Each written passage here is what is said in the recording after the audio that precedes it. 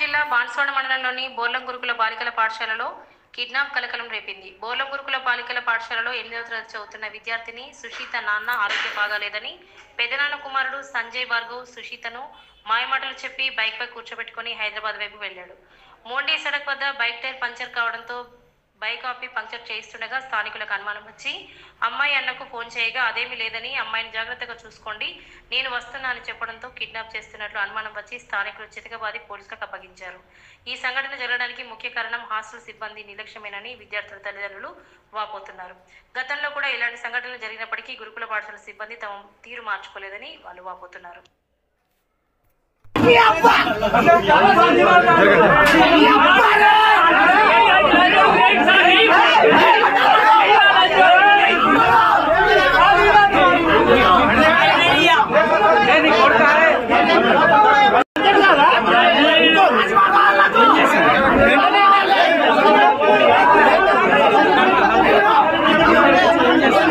ఈరోజు బోర్లం రెసిడెన్స్ స్కూల్లో 11:30 ప్రాంతంలో 8వ తరగతి చదువుతున్నటువంటి 8వ తరగతి అమ్మాయి బీర్పూర్ చెందిన అమ్మాయి చదువుకుంటున్నది.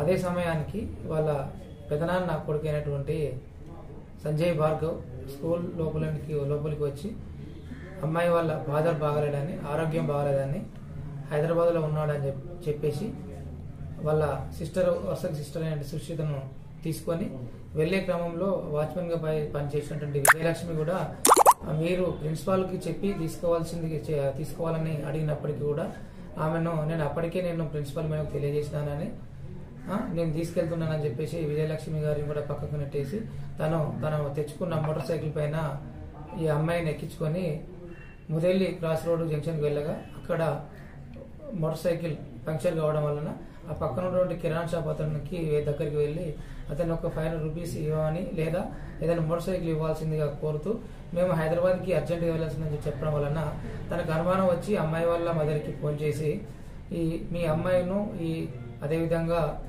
సంజయ్ భార్గవ్ వచ్చినట్టు తెలియజేయగా వీళ్ళ మదరు అట్లాంటిది ఏం లేదని చెప్పేసి సంజయ్ భార్గవ్ మాకు వరుసకి కొడుకైనప్పటికీ కూడా తనకి ఆరోగ్యం సరిగా బాగుండదు మా అమ్మాయిని అతనికి అప్పచెప్పకండి మేము వస్తున్నాం అని చెప్పేసి తెలియజేయడం జరిగింది. ఇదే విషయంలో కాలేజీ ప్రిన్సిపాల్ కూడా వాళ్ళ స్టాఫ్కి తెలియజేయగా వీళ్ళు కూడా ముదెల్లి జంక్షన్కి వెళ్ళి అమ్మాయిని అక్కడికి వెళ్ళి తీసుకోవడం జరిగింది.